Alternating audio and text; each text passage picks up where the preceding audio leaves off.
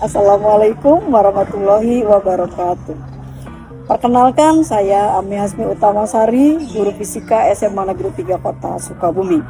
Pada kesempatan ini saya akan membahas tentang teori relativitas. Permasalahan yang dihadapi siswa adalah bahwa siswa sangat sulit memahami dan mengerti tentang teori relativitas. Solusi yang saya coba, yang pertama, perkenalkan dulu kepada siswa apa itu teori relativitas. Yang kedua, perkenalkan bahwa dalam teori relativitas ada yang disebut dengan kerangka acuan. Apa itu kerangka acuan? Kerangka acuan adalah suatu kerangka yang dijadikan patokan suatu benda bergerak. Dalam kerangka acuan ini ada dua jenis, satu kerangka acuan diam atau inersial, dua kerangka acuan yang bergerak atau non-inersial. Kerangka acuan yang diam atau kerangka acuan inersial adalah salah satu jenis kerangka acuan yang dipakai sebagai pengamatan dalam fisika di mana tidak terjadi perubahan percepatan. Misalnya, suatu mobil dikatakan bergerak apabila terjadi perubahan posisi terhadap acuan mobil tersebut. Misalnya mobil bergerak terhadap terminal, mobil bergerak terhadap pohon, di mana pohon dan terminal ini relatif diam di bumi. Nah, itu untuk kerangka acuan yang diam. Sedangkan untuk kerangka acuan yang bergerak, misalnya si A mengendarai mobil ke arah barat. Berarti kerangka acuannya adalah mobil yang sedang bergerak. Maka ketika si A melihat benda-benda yang ada di luar mobil akan bergerak berlawanan arah. Kalau mobil bergerak ke barat, maka pohon-pohon atau benda-benda lain yang ada di luar mobil akan bergerak ke arah timur. Semakin cepat si A bergerak ke barat, maka benda-benda yang di luar mobil pun akan bergerak semakin cepat ke arah timur. Nah, itu untuk dua kerangka acuan.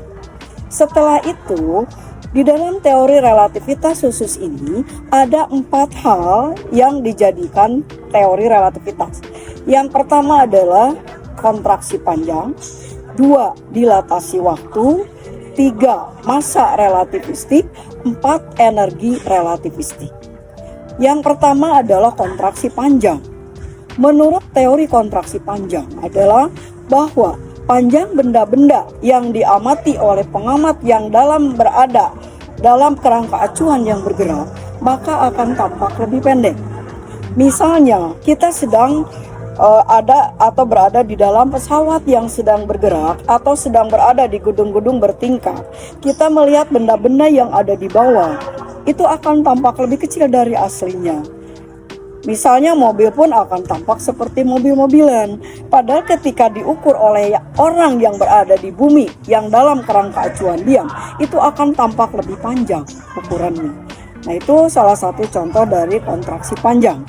Kemudian yang kedua adalah dilatasi waktu.